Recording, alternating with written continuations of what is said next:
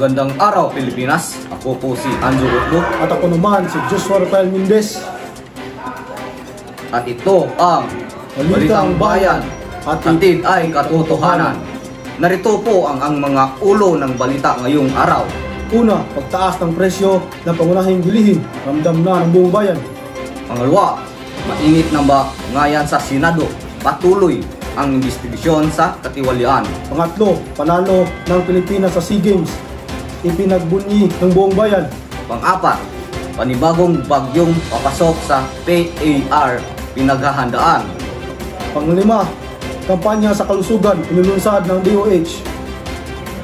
Pang-anim, at ang pinakaabangang balita mula sa mundo ng showbiz. Sa unang balita, alamin natin ang ibang detalye kay Mumar.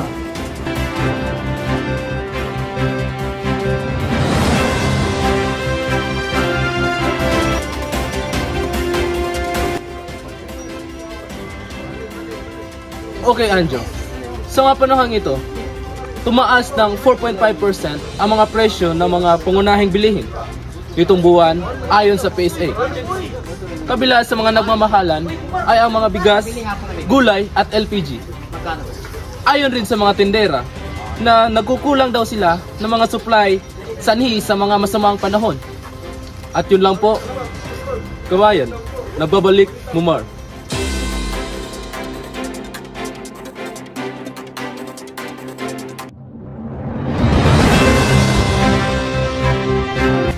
Mainit ang naging talakayan sa Senado kahapon kaugnayan sa anomalyang proyekto ng Department of Structures.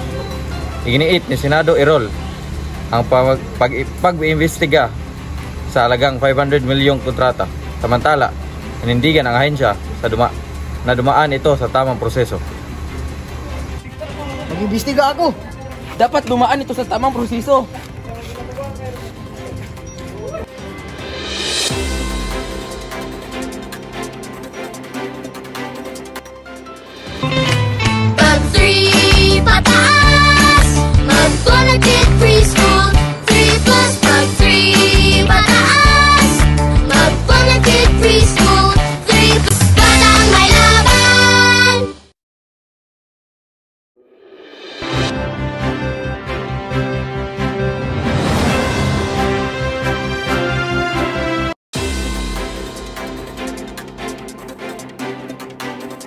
Sa balitang pampalakasan naman, si Eric Akilmac naman ang magbibigay ng mga detalye.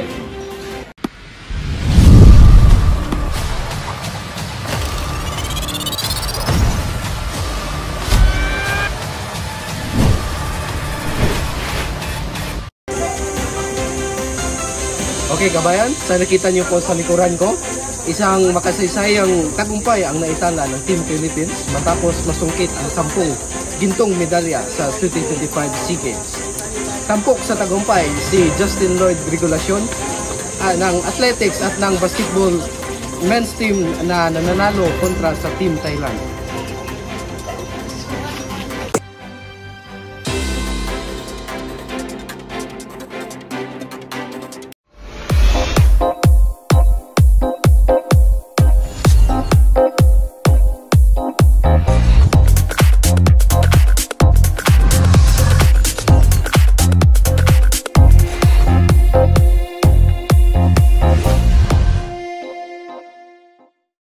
Ito po ang aking balita. Pag-usapan ngayon ang pagbalik ng tambalan nina Micaela at Don Dave sa dulo ng ating tahanan.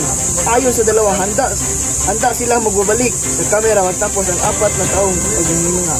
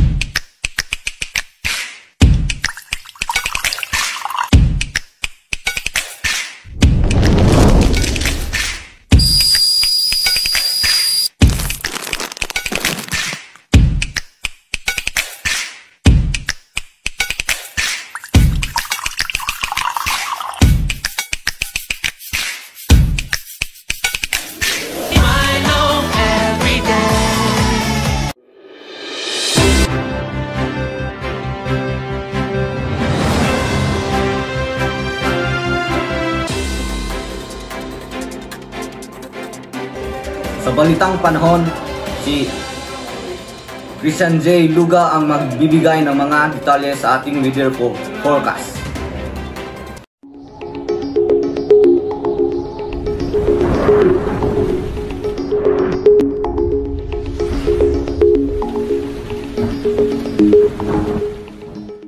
Magandang araw, narito ang lagay ng panahon ngayon.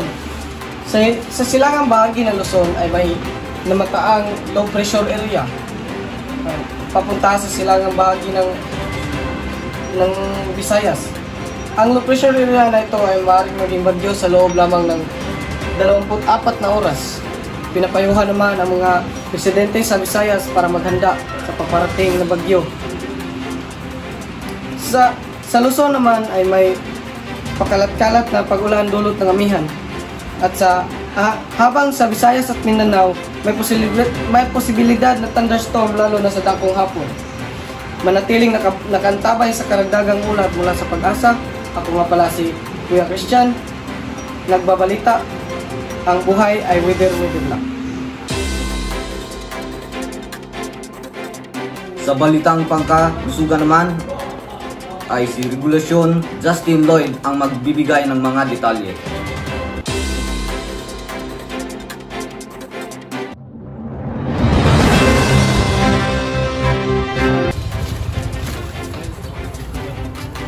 Nagsagawa ng malaking kampanya ang Kontra Dengue ang DOH sa mga paaralan.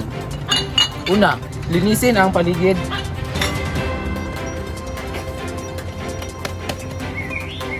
Pangalawa, takpan ang imbakan ng tubig.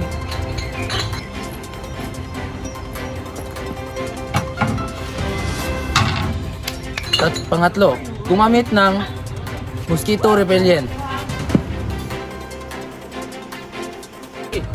Maging alerto, mga kababayan. Back to you, Otbo.